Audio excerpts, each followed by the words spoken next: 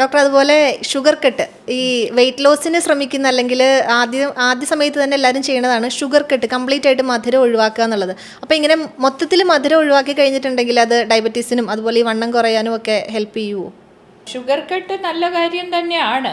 നമ്മൾ white poison ഒക്കെ ഒരുപാട് സംഭവങ്ങൾ നമ്മൾ ഷുഗറിനെ കുറിച്ച് പറയാറുണ്ട്. കാരണം ഷുഗർ എന്ന് പറയുന്ന ഒരു വലിയ ഊർജത്തിൻ്റെ ഉറവിടമാണ്. അത് അധികമാവുമ്പോൾ അത് ഒരു റഫ്ലി പറയുകയാണെങ്കിൽ അതൊരു കൊഴുപ്പായിട്ട് മാറി ആന്തരിക അവയവങ്ങൾക്ക് ചുറ്റുമായിട്ട് കുമിഞ്ഞുകൂടാം, പ്രത്യേകിച്ച് ലിവറിൽ. അങ്ങനെയാണ് പ്രമേഹത്തിൻ്റെ തുടക്കം തന്നെ. നമ്മൾ ടൈപ്പ് 2 പ്രമേഹ രോഗിയെ എടുക്കുകയാണെങ്കിൽ അവർക്ക് ആവശ്യത്തിനുള്ള ഇൻസുലിൻ ഉണ്ട്. അത് ആവശ്യത്തിലധികം ഇൻസുലിൻ ഉണ്ട്. ഈ ഇൻസുലിൻ പ്രതിരോധം, അതായത് ലിവറിൽ അടിയുന്ന കൊഴുപ്പും മറ്റ് ആന്തരിക അവയവങ്ങളിൽ അടിയുന്ന കൊഴുപ്പും ഒക്കെ മൂലം ഉണ്ടാകുന്ന ഇൻസുലിൻ നേരെ പ്രവർത്തിക്കാതെ പോവുകയാണ്. അപ്പോൾ ആ ഇൻസുലിൻ പ്രതിരോധത്തിനെ സൃഷ്ടിക്കാൻ അമിതമായിട്ടുള്ള പഞ്ചസാരയുടെ ഉപയോഗം ആക്കാം. അപ്പോൾ ഷുഗർ കട്ട് നല്ലൊരു കാര്യം തന്നെയാണ്. അത് ഒരു പരിധിവരെ ഒഴിവാക്കാൻ സാധിക്കുമെങ്കിൽ ജീവിതശൈലി രോഗങ്ങളെ ഒരു പരിധിവരെ തടയാൻ പറ്റും. അത് മാത്രം എന്ന് പറയാൻ സാധിക്കില്ല. അതിൻ്റെ കൂടെ വ്യായാമമുണ്ട്.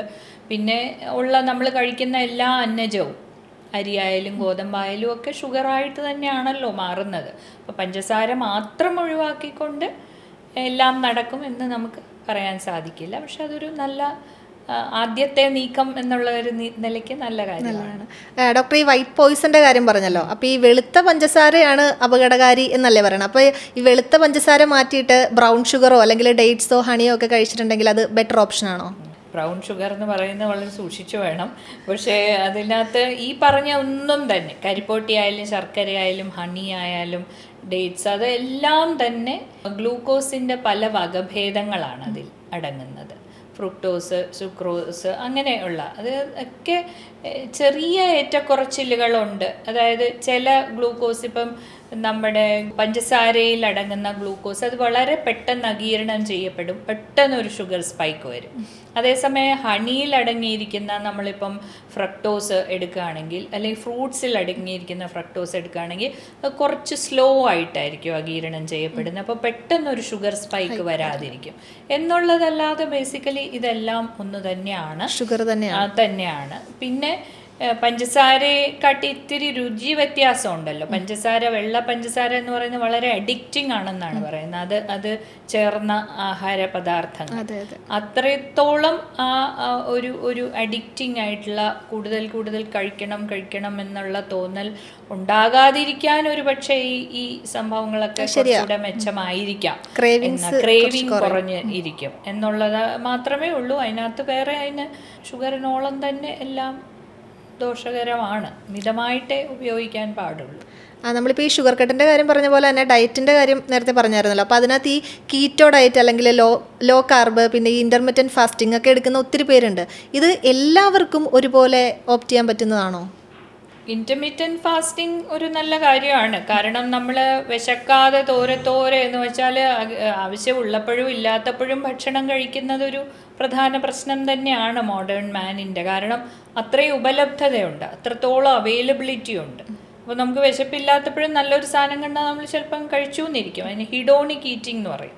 അതായത് നമ്മുടെ വിശപ്പിന് വേണ്ടി കഴിക്കുന്ന ഒരു കഴിക്കലുണ്ട്. അതുകൂടാതെ പ്ലഷറിന് വേണ്ടി, സന്തോഷത്തിന് വേണ്ടി, ഡ്രഗ്സ് ഒക്കെ പോലെ തന്നെ കിക്ക് കിട്ടുന്നതാണ് പറയുന്നത് ഈ നല്ല ആഹാരത്തിലൂടെ. അപ്പോൾ അത്തരത്തിലുള്ള ഒരു സന്തോഷത്തിന് വേണ്ടിയുള്ള കഴിപ്പിനെ ഹിഡോണിക് ഈറ്റിംഗ് എന്ന് പറയും.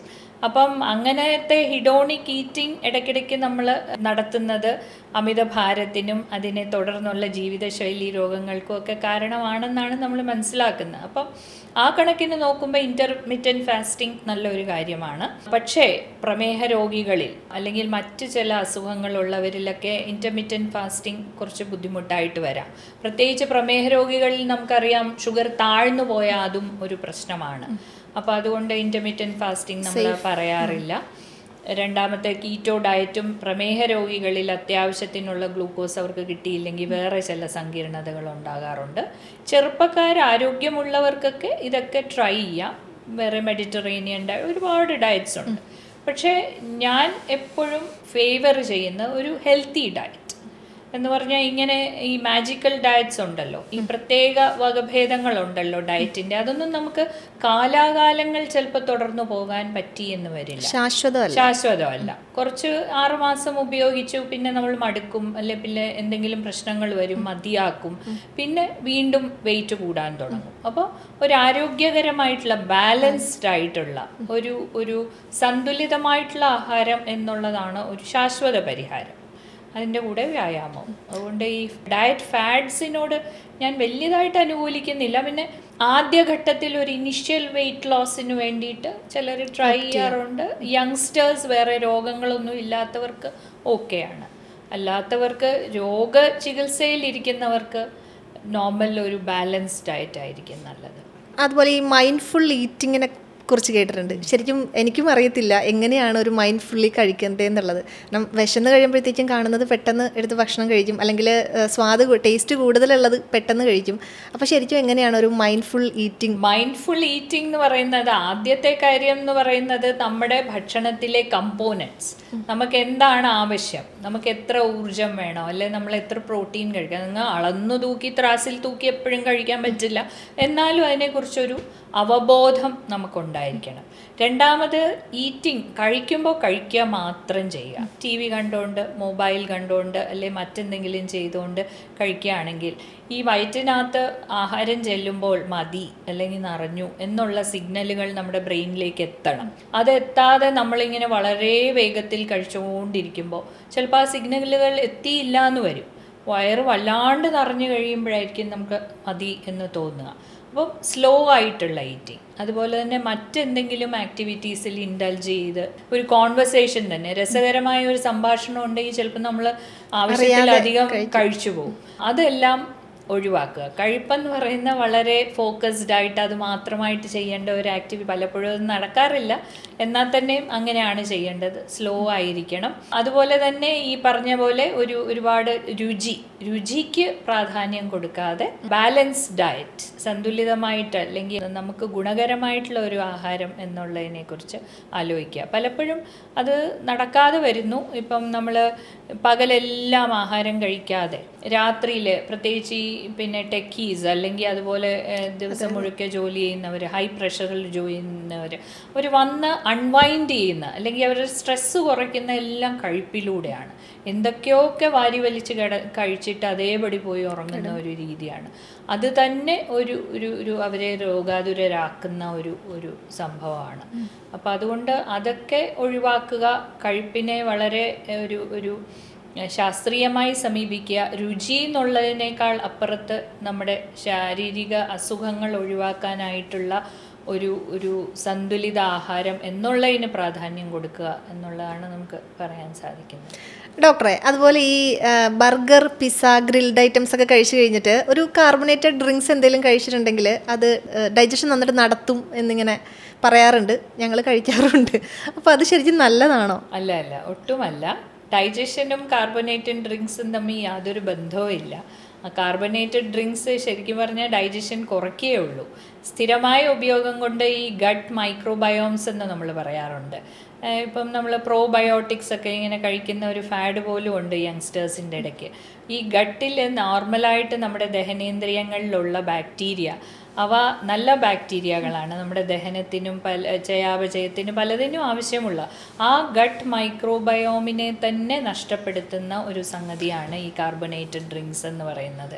അതിനി ഷുഗർ ഫ്രീ ആണെന്ന് പറഞ്ഞാൽ തന്നെ അതിലുള്ള അഡിറ്റീവ്സ്, പഞ്ചസാര പോലെ ചേർക്കുന്ന അഡിറ്റീവ്സ്, അവയെല്ലാം തന്നെ ഒന്ന് ഗട്ട് മൈക്രോബയോമിനെ നഷ്ടപ്പെടുത്തുന്നു. എംപ്റ്റി കാലറീസാണ്, യാതൊരു ഗുണവുമില്ലാതെ, യാതൊരു ഒരു സത്തുള്ള സംഗതികളും ഇല്ലാത്ത ഒരു സംഭവമാണ്.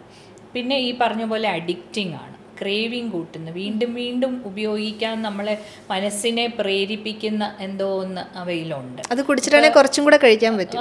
ഇത്തിരി കൂടെ കഴിക്കാൻ പറ്റും. അത് പറഞ്ഞ പോലെ മുമ്പ് ഞാൻ പറഞ്ഞ ഹിഡോണിക് ഈറ്റിങ്ങിൻ്റെ ഭാഗമാണ്. അത് പ്ലഷറുമായിട്ട് മാത്രമേ അതിന് ബന്ധമുള്ളൂ. ദഹനമായിട്ടോ അല്ലെ ശരീരത്തിന് ഗുണകരമായിട്ടുള്ള ഒരു കാര്യവുമായിട്ട് അതിന് ബന്ധമില്ല. അതിനി 0 കാലറി കോക്ക് ആണെങ്കിൽ പോലും അങ്ങനെ തന്നെയാണ്. അതുകൊണ്ട് കാർബണേറ്റഡ് ഡ്രിങ്ക്സ് പ്രത്യേകിച്ച് യങ്സ്റ്റേഴ്സ് കുട്ടികളിൽ നമ്മൾ സ്ട്രിക്റ്റ് നോ ആണ്. Strict no. നമ്മൾ പലപ്പോഴും പറയാറുണ്ട് വെസ്റ്റേൺ കൺട്രീസിൽ പലതും ബാൻ ചെയ്യപ്പെട്ടതുപോലും നമ്മളിവിടെ വിൽക്കുന്നുണ്ട്. അതൊരു തെറ്റായ പ്രവണതയാണ്. സീറോ സോഫ്റ്റ് ഡ്രിങ്ക്സ് എന്നാണ് നമ്മൾ ഒരു 13 ഇയേഴ്സ് വരെയുള്ള കുട്ടികൾക്ക് പറയുന്നത്. അത് കഴിഞ്ഞ് കഴിക്കാം എന്നല്ല, പക്ഷേ അത് കഴിഞ്ഞ് അവർ കുറച്ചുകൂടെ വെളിയിലുള്ള ഫുഡുമായിട്ട് എക്സ്പോസ്ഡ് ആവുമല്ലോ, അപ്പോൾ കുറച്ചൊക്കെ കഴിച്ചു എന്നിരിക്കാം. പക്ഷേ ബേസിക്കലി ഒരു രൂപത്തിലും അത് നല്ലതല്ല.